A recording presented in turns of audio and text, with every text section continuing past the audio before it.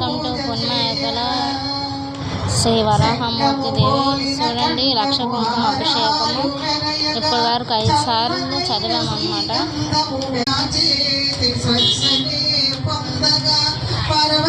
అందరూ కూడా లక్ష కుంకుమ అభిషేకం చేశారు.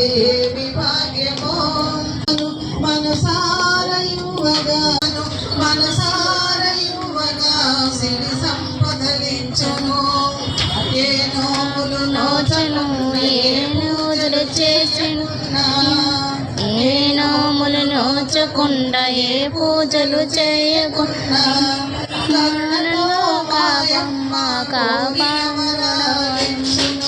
కరుణతో మాయమ్మ పూజన